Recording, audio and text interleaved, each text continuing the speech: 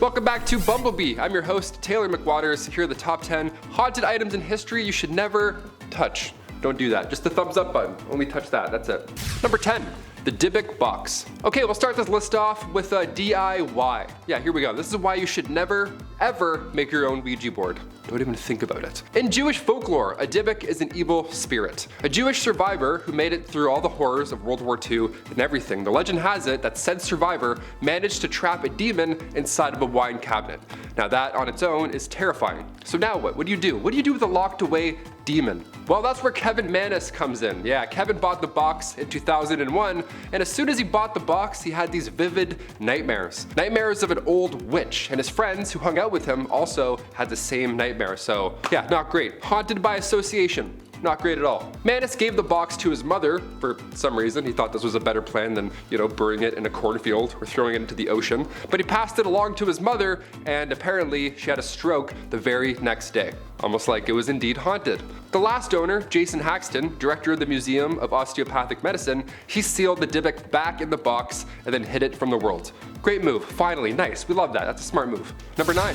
Cursed brick. Perhaps one of the least terrifying items on this list, but haunted nonetheless. The brick from the Borley Rectory, aka a brick from one of the most haunted houses in all of England. The house was originally built back in 1862. It was a house built for the rector of Borley, but after a fire in 1939, it was never the same. It was now haunted. But it was finally demolished in 1944. Gone. Good. Poof. Good. Get this thing out of here. But before its final days, the Daily Mirror printed about this house. Harry Price, a paranormal researcher at the time, he reported sightings of a ghost nun or a ghost car driving by that same property, as well as footsteps and unexplained sounds all around it. So yeah, a little piece of this haunted home still sits in the Warren Occult Museum today. The haunted brick from the old haunted Borley.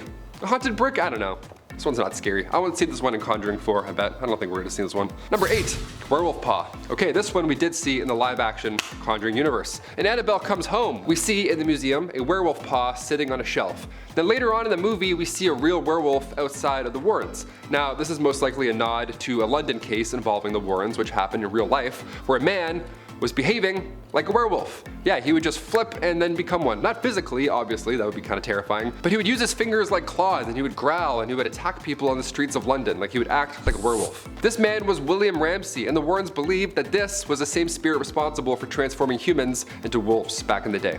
Yeah, the old classic lycanthropy. We love that. In 1989, the solution was for Ed and Lorraine to bring Bill to the States, where Bishop Robert McKenna performed an exorcism, turning the man back to his regular non-werewolf self. So if you see a paw, still attached, not attached, just don't touch it. I don't know, paws are gross in general.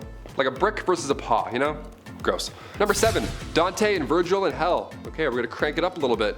Going back to some artwork, some haunted, spooky art. Here you go. This terrifying work of art was created in 1850 and is currently on display in Paris. This painting is depicting a scene from Dante's Divine Comedy, which is basically about Dante being taken on a journey through hell with Virgil showing him the way. The painting shows a certain scene where Dante and Virgil are witnessing damned souls intertwining in eternal combat. You can only imagine what that looks like, or smells like. Probably not a good one. One of the souls was believed to be a heretic, which is now, how he landed into the underworld. And the other soul we see in the picture, who's, biting his neck, was thought to be a man who falsely claimed another man's inheritance, which certainly is not a good thing to do if that happens in real life. Consult a lawyer, maybe, don't be biting anyone's neck. There's some obvious possessions in this picture. The painting also features some sort of terrifying creature flying in the background. That's always fun, just a cameo, a nice dragon cameo, as well as a lot more damned souls fighting in the fiery pits. Yeah, these pits are often full of souls. Full o' souls. This whole painting is just a stunning piece of art as well as an absolute nightmare, so yeah, art. It's nice and balanced, as all things should be. Number 6, the Nightmare Painting. Another one, just while we're on the arts vibe, the artsy vibe. The Nightmare was created in 1781, and there's a lot going on in this one here. The painting shows a woman who is fast asleep with her arms thrown out below her, which is all fine and well and dandy, but there's also some sort of demon, incubus thing sitting on her chest. It's always something, right? You always gotta mess up this nice image, this beautiful, lovely image, which is, a weird thing to look at. The painting is said to display a woman dreaming and also the nightmare she is having at the same time, which is, you know, that's art, that's fun, that's an eerie description. There are red velvet curtains hanging in the background with creepy horse heads poking out of them, which is also said to, you know, help them into the nightmare vibe. The colors represent so much of what's going on in this painting, with the sleeping woman being brightly colored and shown and the rest of the painting being much darker in contrast. It's kind of haunting to look at, honestly. Makes you feel weird looking at it, but you know what? That's art. Number 5. Cursed goat. Yeah, a cursed animal, let's do it. The curse of the billy goat. Can an entire team be cursed? It seems so. I mean, I live in Toronto, home of the Maple Leafs, so, you know, seems pretty cursed in this area. We haven't seen a win in, I don't know, 96 decades. But the Chicago Cubs curse, that was a huge deal for a long time. The Chicago Cubs curse comes from 1945, when a man named Bill Sionis, nicknamed Billy Goat, he was kicked out of a Chicago Cubs game. Why, you ask? Well, he didn't even get into game 4 to begin with because, well, was he too intoxicated, or did he bring a live goat with him to the game? Maybe a bit of both, who knows? Yeah, Bill brought with him his pet goat for good luck. So after the staff said no, you can't, enter the 1945 World Series with a live goat, of course not, he then cursed the club over and over on the way out, saying the Cubs are never gonna win another game. And that was the game they dropped the ball, figuratively and literally. The Detroit Tigers won and the curse of the Billy Goat kicked off. It got so out of hand that come 1994, great year, the Cubs had lost 12 games in a row, their worst home start in history. So Sam Sionis went to Wrigley Field, he went back, and everybody was chanting to now let the goat in. And then the Cubs won 5-2, so I don't know. Humans in the 1700s were like, yeah, that woman's cursed, let's just, hang her. And then this is like, he's not cursed, let's bring him into the Wrigley's sports field, let's do it.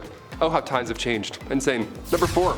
The Dark Mirror. Wasn't this the second Thor movie that nobody liked? The Dark Mirror is part of a fun little collection, the world's only mobile museum of the unexplained. Nice. Get your haunts on the go-go. This mirror supposedly doesn't shine bright like a diamond, but instead this dark mirror has a life of its own. The museum obtained it from the original owner who purchased it at a psychic fair in the Columbus area. Pretty solid place to get something like that, so yeah, it checks out. That same owner said the mirror reflected horrifying visions when gazing into it. Now, according to the museum, visitors also claim to have reported uncomfortable sightings, such as their own corpse when gazing into the reflective glass. Yeah, no spoilers, mirror. I'm only on season 27 of my life. I don't want to see how it's gonna happen. I had a crazy dude downtown tell me which day I was gonna die in grade 11 on a field trip. He was like, in 7 years, you will die. I'm like, okay. And I was scared for 7 years. Was that a curse? I think that was a curse. Number 3, the Busby Stoop chair. Yeah, we gotta include a haunted chair, whatever. We threw in a brick, some pieces of art. Why not? Let's throw in a Busby Stoop chair. This chair comes from 1702, 10 years after the Salem witch trials, so take this one with a grain of salt. People made odd choices back then. Women were witches and chairs were evil. Welcome to 1702. Hit that thumbs up. Englishman Thomas Busby had some issues with his father-in-law and he didn't handle them too well, so now he has to be hanged for it. Yeah, you can't just kill people for no reason, Thomas. What is this, 1692? Idiot, read a book. He was hanged near the Humble Inn, pretty ironic, but a chair that was nearby is now said to hold that spirit of one Thomas Busby. Yeah, if you stood on this chair, you were set to die in a frightful accident. If you stood on this chair, you were set to die in a frightful accident. Nice, a nice frightful accident. You can only imagine. The horrors. You're actually at a haunted desk in this office. That's actually where I'm sitting. Kyle, you're at the haunted desk. I don't want to tell you that. So the chair was declared haunted, but did anything actually happen here? Honestly, yeah. Locals said during World War II, airmen from a nearby base came to the pub, and those who sat on it never returned. I mean, may have had something to do with the war, but sure, like I said, grain of salt.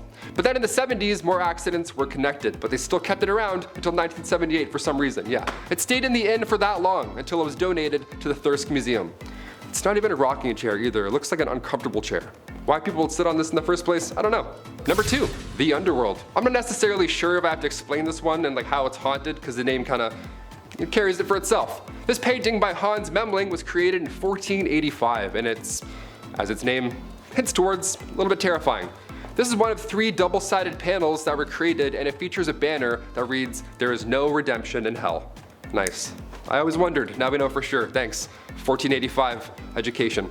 The painting features some sort of demon creature with fangs and bat-like wings, real comforting to see at 2 a.m. And then it features another entire face on its belly, which I've never seen before. That's very artistic, I love that. Its hands and feet are claw-like and it's depicted stepping or dancing on the backs of people who are in the mouth of some sort of beast. Of course, also engulfed in flames the entire time.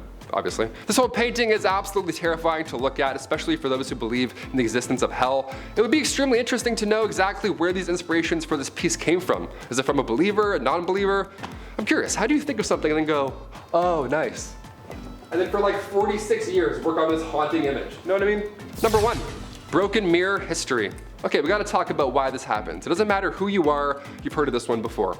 You break a mirror, what do you get? You get a broom first, obviously. Then you get 7 years of bad luck. Has this ever happened to you? If so, what year are you on? I'm on like year 5 and 3 and 7. I'm clumsy, I don't know. Ancient Romans believed that the human soul would renew every 7 years. That's where the whole 7-year thing comes into place when we do this. It takes time to repair the human soul, apparently. That combined with the belief that a mirror's reflection was the only way into the soul, well, now we have one guy historically who feels really bad for breaking a mirror. Therefore, we have a curse that lives on. And we still talk about it today. If you break a mirror, you're tearing the soul from the body and you're abandoning it. That's what you're doing. Yeah, you're not messing up your living room, you're abandoning your own soul. Tell your dad that next time you drop something. In Kazakhstan, if you break a mirror, evil spirits will haunt the person responsible for said damage. Nice, that checks out, that makes sense. They say you can't look into the broken mirror pieces afterwards because that is also bad luck as well. So if you break a mirror, you gotta just kind of do nothing about it. I don't know. Just gotta kind of sweep without looking at it. You're like, I think I got them all. I don't know. Just watch your feet. Wear flip-flops for a week. I can't look down. There's too many mirrors now, honestly. Everywhere I go, it's just reflections. There's like mirrors in the back of people's phones. Ancient Romans had no idea what 2022 would look like. Do phones count? If so, Those are the top 10 haunted items in history you should never touch. I've been your non-haunted host, Taylor McWaters. Hit that thumbs up, subscribe, all that good stuff. And we'll see you next time on Bumblebee. Sweet, see you.